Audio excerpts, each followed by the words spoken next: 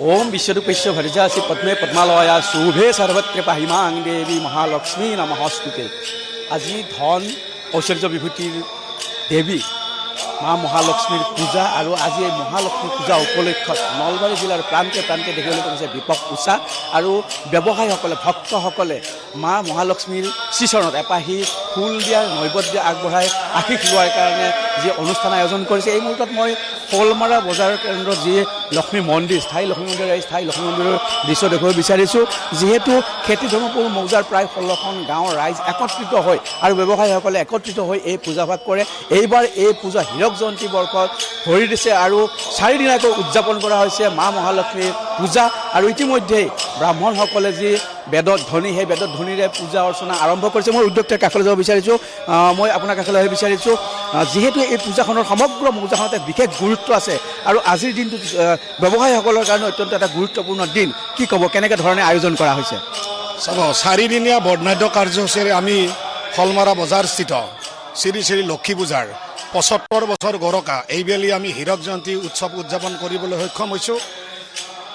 এই 4 দিনীয়া বৰ্ণাঢ্য কাৰ্যসূচীত আমি যোৱাকালি খেতি নমপুৰ মৌজাৰ 16খন গাঁৱৰ 75 গৰাকী বিশিষ্ট ব্যক্তিক নিমন্ত্ৰণ কৰি প্ৰথমতে ধৰ্মধ্বজা উত্তোলন কৰিছোঁ।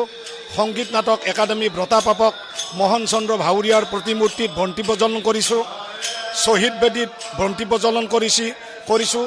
যিসকল প্ৰয়াত ব্যক্তিৰ সান্নিধ্যত এই লক্ষী মন্দিৰ গঢ় লৈ উঠিছিল তেওঁলোকৰ স্মৃতিত আমি বন্তি প্ৰজ্বলন কৰিছোঁ। সুধাকণ্ঠ ডক্টৰ ভূপেন হাজৰিকাৰ শ্ৰদ্ধাঞ্জলি জনাইছোঁ। আজি দেখিবলৈ পোৱা গৈছে পুৱা যিহেতু আপোনালোকে এক সুন্দৰ আধ্যাত্মিক সমদলেৰে আজি আৰম্ভ কৰিছে দিনটো আৰু সমান্তৰালকৈ আজিৰ এই দিনটোত লক্ষ্মী পূজাৰ সমান্তৰালকৈ আপোনালোকে অসমৰ প্ৰাণৰ শিল্পী জুবিন গাৰ্গৰ প্ৰতি শ্ৰদ্ধাঞ্জলি জনোৱাৰ ব্যৱস্থা গ্ৰহণ কৰা হৈছে। যে আমি আজি দ্বিতীয় দিনৰ কাৰ্যসূচীত সাংস্কৃতিক শোভাযাত্ৰা এই সাংস্কৃতিক শোভাযাত্ৰা আমি আৰম্ভ কৰিছোঁ। যোৱাকালিৰ পৰা আজিলৈকে আমি অসমৰ জনপ্ৰিয় কণ্ঠশিল্পী হাৰ্থ তেখেতৰ প্ৰতিমূৰ্তিত আমি যোৱাকালিও শ্ৰদ্ধাঞ্জলি অৰ্পণ কৰিছোঁ, আজিও শ্ৰদ্ধাঞ্জলি অৰ্পণ কৰিছোঁ। তেখেতৰ স্মৃতিত আমি ইয়াত চেলফি এটাও বনাইছোঁ। গতিকে ধৰ্মপান ৰাইজে খেতি নমপুৰ মৌজাৰ 16খন গাঁৱৰ ধৰ্মপান ৰাইজে লগ লাগি জুবিন গাৰ্গৰ যি মৃত্যু হৈছে এই মৃত্যুৰ উচিত তদন্ত কৰাৰ কাৰণে চৰকাৰৰ ওচৰত অনুৰোধ জনাইছোঁ। নিশ্চয়কৈ উচিত তদন্ত কৰাৰ কাৰণে চৰকাৰৰ ওচৰত লক্ষ্মী পূজা সমিতিৰ দাবী আছে। লগতে লক্ষ্মী পূজাৰ যি সুন্দৰ সেই আধ্যাত্মিক চিন্তা চেতনাৰে মানুহক উদ্বুদ্ধ কৰাৰ এক সুন্দৰ পৰিৱেশ দিয়া হৈছে। মই আপোনাৰ কাষলৈ আহিব বিচাৰিছোঁ। এক সুন্দৰ পৰিৱেশক এই যে আজি লক্ষ্মী পূজাৰ আয়োজন কৰা হৈছে, সমান্তৰালকৈ লক্ষ্মী পূজাৰ কাষতে আপোনালোকে এক বিষ্ণু মন্দিৰো আজি উদ্বোধন কৰিব। কি ক'ব?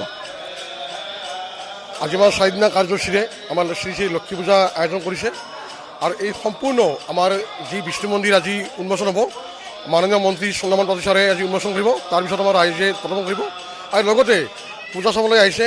ছাৰ লগতে আমাৰ সাৰ্থক জুবিন গাৰ্গৰ মৃত্যুৰ চবেই দুখ প্ৰকাশ কৰিছে আৰু উচিত তদন্ত হ'ব লাগে।